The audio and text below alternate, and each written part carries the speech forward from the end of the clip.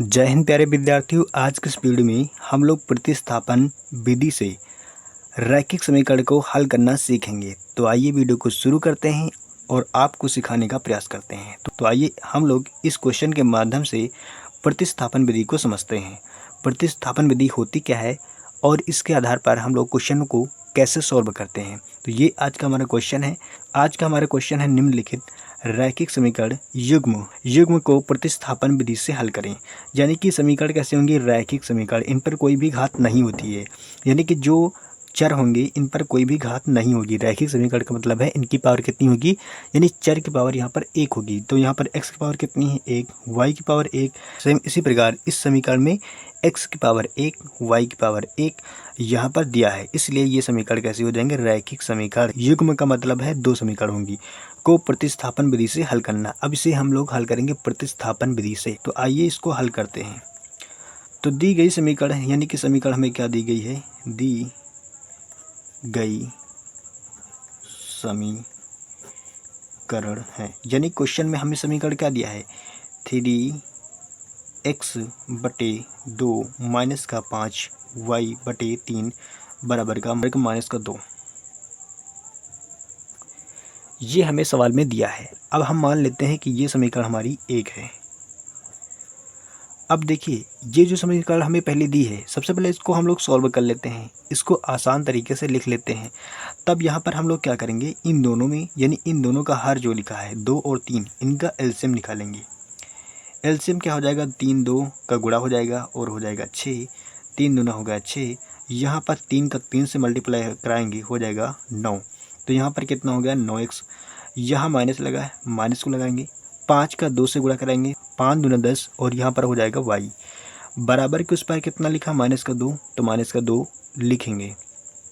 अब ये 6 उस पार जाएगा तो आगे जब इसे हल करेंगे हो जाएगा तुम्हारा 9x - 10y बराबर का 6 का 2 से मल्टीप्लाई कराएंगे हो जाएगा -12। और ये समीकरण तुम्हारी हो जाएगी समीकरण नंबर 2। तो ये अभी हमने पहले समीकरण को हल किया है, इसको मान लेते हैं समीकरण नंबर 2। अब नेक्स्ट समीकरण हमें क्या दी है? x/3 प्लस का y/2 बराबर 13/6। तो क्या लिखेंगे? और अभी दूसरे समीकरण यहाँ पर बाकी है, तो क्या हो जाएगी? x/3 प्लस का y/2 बराबर का 13/6। अब यहाँ पर इसको हम लोग हल करेंगे सेम इसी तरीके से। तो यहाँ पर 2 3 का एलसीएम कितना हो जाएगा? 6 हो जाएगा। तो यहाँ पर लासा कितना हो गया? 6 और 2 को x से मल्टीप्लाई कराएंगे 2x हो जाएगा, प्लस का चिन्ह लगाएंगे क्योंकि लगा है। 3 का y से गुणा करेंगे हो जाएगा 3y बराबर के कितना है? 13/6 है। और यहाँ पर 6 से 6 कैंसिल हो जाएगा, बचेगा क्या? 2x प्लस का 3y बराबर का 13। ये समीकरण हमारी निकल के आ चुकी है। तो यानी कि क्वेश्चन में क्या दिया है? प्रतिस्थापन विधि से आपको हल करना है। प्रतिस्थापन विधि ये कहती है कि पहले एक चर का मान ज्ञात कर लो, फिर उसका मान उठा के दूसरे समीकरण में रख दो, आपके दोनों मान x और y के निकल आएंगे। तो आइए यहाँ पर y का मान सबसे पहले हम लोग निकालते हैं। तो यहाँ पर y का मान निकालना बहुत ज़्यादा आसान है। 2x को उस पार भेजेंगे, यानी कि 2x को उस पार भेजेंगे तो यहाँ पर क्या हो जाएगा? 2x उस पार जाएगा हो जाएगा 13 माइनस का 2x, 13 माइनस का 2x।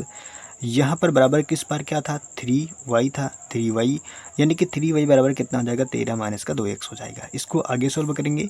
y का मान हमें निकालना है, 3 को इसके नीचे भेज देंगे तो y इक्वल टू क्या हो जाएगा? 13 माइनस का 2x/3 हो जाएगा। और ये समीकरण तुम्हारी हो जाएगी समीकरण नंबर 3। इसको मान लेते हैं समीकरण नंबर 3। यहाँ पर हम लोग इसका मान उठा के किसी भी समीकरण में रख सकते हैं। समीकरण 3 हमारी ये है। 3 से यहाँ y का मान समीकरण 2 में रखने पर, यानी समीकरण नंबर 3 से इस समीकरण से y का मान समीकरण नंबर 2 में रखेंगे। तो समीकरण नंबर 2 हमारी क्या है? 9x माइनस का 10y बराबर का -12।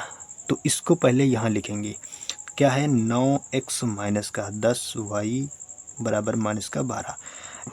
अब यहाँ पर इस समीकरण में जहाँ पर y लिखा है, यानी कि यहाँ y लिखा है, y के स्थान पर लिखेंगे 13 माइनस का 2x/3। तो आइए लिखते हैं। यहाँ 9x लिखा है, 9x लिखा रहने दो। यहाँ माइनस का चिन्ह लगा है, 10 लिखेंगे और y के स्थान पर लिखेंगे 13 माइनस का 2x बटे का 3 बराबर के उस पार माइनस का 12 है, लिख देंगे, कोई समस्या नहीं होगी इतनी में। अब इसको आगे सॉल्व करेंगे। यहाँ पे दोस्तों इसको आगे सॉल्व करेंगे तो क्या हो जाएगा, 3 का गुणा इसमें कराएंगे 9 में, हो जाएगा 9 त्रिक 27 x माइनस का यहाँ पर कितना हो जाएगा, इसको अंदर गुणा करेंगे 10 और 13 का गुणा करेंगे, हो जाएगा तुम्हारा 130 और यहाँ पर माइनस क्या हो जाएगा, प्लस हो जाएगा। यहाँ माइनस का गुणा हो जाएगा प्लस और यहाँ पर 10 का 2 में करेंगे, हो जाएगा 20 x हो जाएगा और ये 3 उस पार जाएगा तो क्या हो जाएगा, 12 3 36 यानी कि माइनस का हो जाएगा 36। तो कितना हो गया, माइनस का 36 यानी कि 27x माइनस का 130 प्लस का 20x बराबर का माइनस का 36। अब यहाँ पर इसे हमें सॉल्व करना होगा। यहाँ पर क्या लिखा है 20x, यहाँ पर कितना है 27x, यानी कि ये भी x वाला है, ये भी x वाला है, दोनों आपस में जुड़ेंगे, कितने x हो जाएंगे 27x और 20x जुड़ के हो जाएंगे आपके 47x, कितने 47x।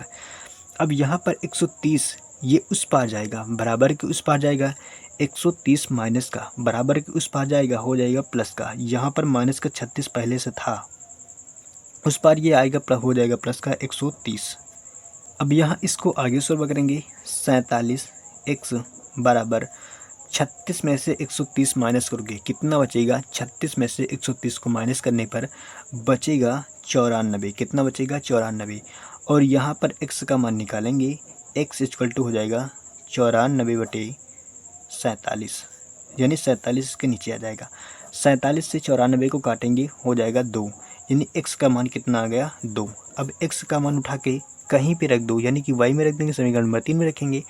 तो समीकरण नंबर 3 में रखेंगे तब क्या हो जाएगा, y बराबर यहाँ पर लिखा था 13 माइनस का 2x बटे 3, x का मान यहाँ पर रखेंगे, हो जाएगा 13 माइनस का 2 गुणे 2 बटे हो जाएगा 3।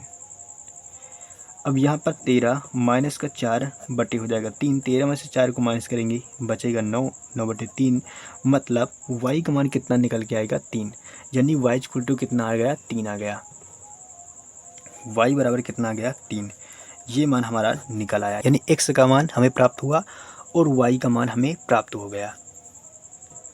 अब नीचे एक लाइन में आपको लिखना होता है, अतः x बराबर 2 कमा y बराबर 3 दिए गए समीकरण युग्म के अभीष्ट हल हैं। और इस तरीके से तुम्हारा क्वेश्चन सॉल्व होता है। सेम इसी तरीके से आपको भी सॉल्व करना है। तो मिलेंगे नेक्स्ट वीडियो में, तब तक के लिए जय हिंद जय भारत।